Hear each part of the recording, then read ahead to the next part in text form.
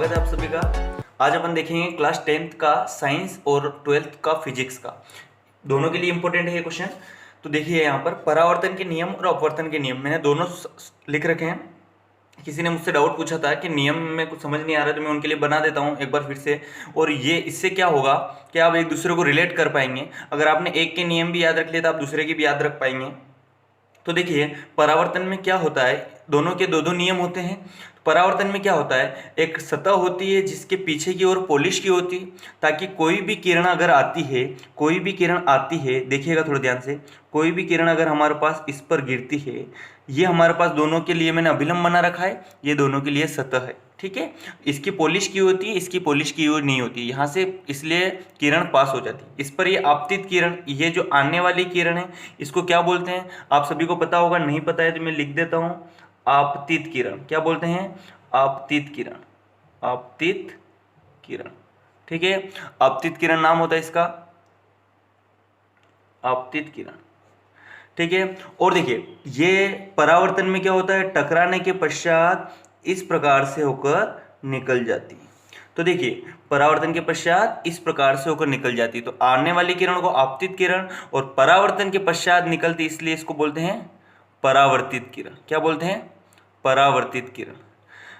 आपतित किरण और अभिलंब के बीच के कोण को दर्शाते हैं आई से, और आप अभिलंब और परावर्तित किरण के बीच के कोण को दर्शाते किससे? आर से। तो देखिए ये आई हो जाएगा हमारे पास आपतन कोण, क्योंकि आपतित किरण बना रही है। आर हो जाएगा परावर्तन कोण, क्योंकि परावर्तित किरण बना रही। सिंपल सी बात। तो इसके दो नियम मैं आपको साथ साथ बता ही देता हूं, बहुत आसान नियम है। देखिएगा इसका पहला नियम, नियम नंबर 1, नियम नंबर 1 ये है कि आपतित किरण, अभिलंब और परावर्तित किरण तीनों एक ही तल में स्थित है। तो क्या ये तीनों एक ही पेज पर स्थित है? बिल्कुल। क्या पेज से बाहर निकल रही है? नहीं निकल रही। तो बस यही लिखना है आपको। नियम नंबर 1 इसका है आपतित किरण कोमा अभिलंब तथा परावर्तित किरण,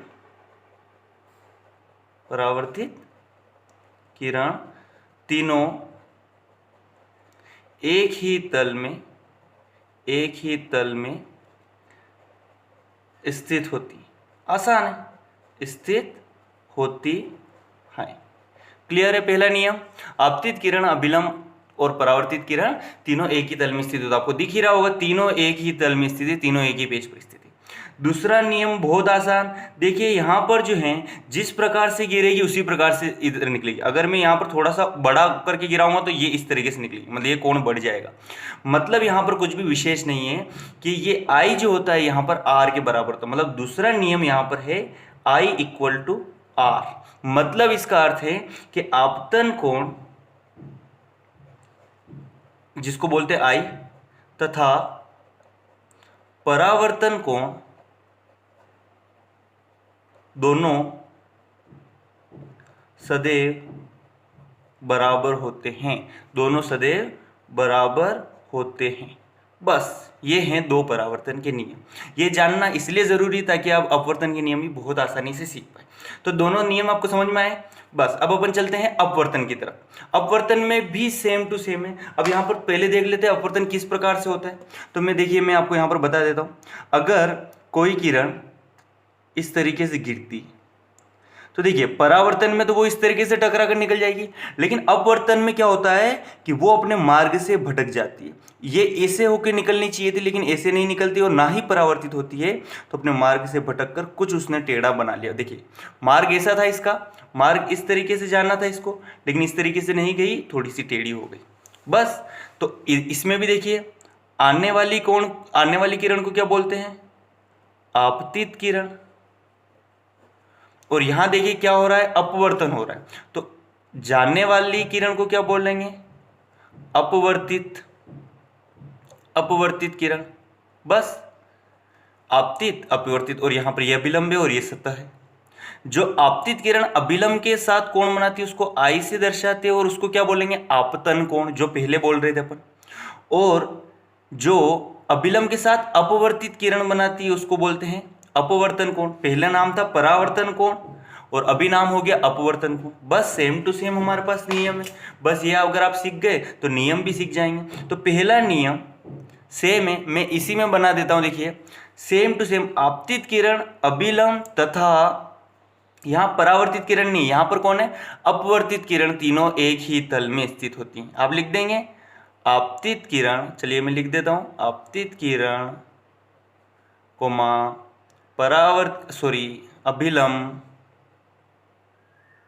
तथा अपवर्तित किरण, क्या, अपवर्तित किरण, तीनों एक ही तल में स्थित होती हैं। ठीक है, स्थित होती हैं। सेम टू सेम नियम है।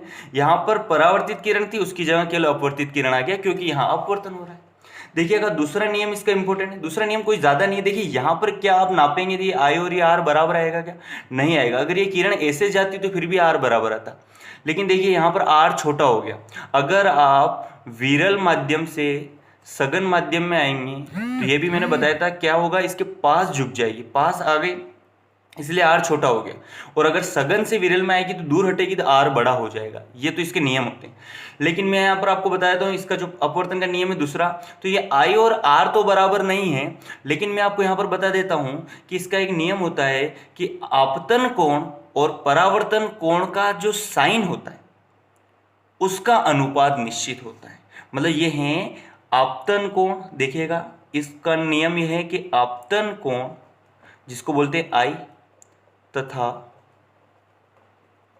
तथा अपवर्तन कोण, परावर्तन नहीं, यहां पर क्या है, अपवर्तन कोण। अपवर्तन कोण को कहां से दर्शाते हैं, आर।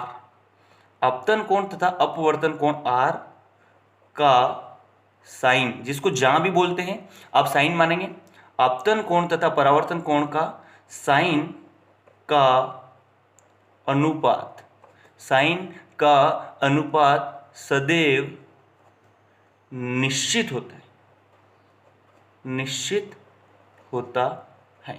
मतलब ये बोल रहा है कि हमारे पास आपतन कोण जिसको बोलेंगे आई, उसका साइन साइन आई, और अनुपात मतलब बटे साइन आर, इन दोनों का जो अनुपात है वो हमेशा निश्चित होता है। कोई भी एक निश्चित संख्या है, और वो निश्चित संख्या को हम दर्शाते हैं म्यू से। निश्चित संख्या को अपन क्या दर्शाते हैं, म्यू से। म्यू क्या होता है, जो अनुपात निश्चित होता है वह होता है म्यू। जहां जो म्यू होता है वो हमेशा निश्चित रहेगा। जैसा कि अपन ने पिछले वाली वीडियो में देखा था, कांच के लिए इसका जो था शायद 1.3 ऐसा कुछ था, मुझे याद नहीं आ रहा है अभी। ठीक है, जो भी था हमने देखा था, कांच के लिए 1.5 था, तो वो निश्चित अनुपात है। और वायु के लिए जैसे क्या था, 1 था, वो एक निश्चित अनुपात है। ठीक है, तो प्लीज, तो यहाँ पर ये निश्चित अनुपात होता है साइन आई बटे साइन आर, जिसको जहां म्यू जो है अपवर्तनांक कहलाता है, अपवर्तनांक कहलाता है, अपवर्तनांक कहलाता है। क्लियर बात है, अपवर्तनांक, जहां म्यू जो है अपवर्तनांक कहलाता है। ये हमारी बात हो गई यहाँ पर इस दूसरे वाले नियम की भी। पहले इन दोनों में दूसरे वाले नियम में क्या फर्क है, देखिए वहां पर आई बराबर आर था, यहाँ पर आई बराबर आर नहीं है, तो साइन आई बटे साइन आर जो है वो हमेशा एक निश्चित अनुपात में रहेंगे, और दोनों फिर बराबर तो नहीं आएंगे, लेकिन एक निश्चित अनुपात के साथ हमेशा चलेंगे। क्लियर बात हुई यहाँ तक। और जो ये दूसरा वाला नियम है इसका नाम है स्नेल्स नियम। यहाँ पर आप चाहो तो नीचे थोड़ा सा लिख दीजिएगा, यह द्वितीय नियम स्नेल नियम कहलाता है, स्नेल नियम कहलाता है। बस इतनी सी बात है, आपको केवल ये याद रखना है कि इसको स्नेल्स नियम बोलते हैं और कुछ नहीं। स्नेल्स क्या बोलता है, स्नेल्स बोलता है कि आपतन कोण और अपवर्तन कोण का जो साइन है वो सदैव अपवर्तनांक के बराबर होता है, यूं मान सकते हैं अपन। क्लियर है। पहले माध्यम, यहाँ पर बहुत सारी बार 1 और 2 लिखा होगा तो उसका मतलब पहले माध्यम से दूसरे माध्यम में जा रही है। यहाँ पर G और W लिख दिया मतलब ग्लास से वाटर में जा रही है। बस इतना सा आपको याद रखना है। ये हमारे पास अपवर्तन के दोनों नियम हो गए। और दूसरे वाले नियम को क्या बोलते हैं, स्नेल्स का नियम या स्नेल नियम बोलते हैं। स्नेल का नियम भी बोल सकते हैं, स्नेल का नियम बोलते हैं इस द्वितीय नियम को। बस ये थे हमारे पास दोनों परावर्तन और अपवर्तन के नियम, बहुत ही आसान थे। आपके 10th क्लास के लिए बहुत ज़्यादा इंपॉर्टेंट है। 10th क्लास के लिए 3 या 4 नंबर में क्वेश्चन दे सकता है आपको चित्र बनाकर। 12th वालों के लिए ये 2 नंबर में आ सकता है। ठीक है, तो आप ज़रूर इनको अच्छी तरीके से कर लीजिए और ये नियम काम देंगे आगे जो अपन अगर चित्र बनाएंगे उनमें। ओके, मिलते हैं नेक्स्ट वीडियो में। कैसा लगा कमेंट में ज़रूर बताएं। Okay, thank you.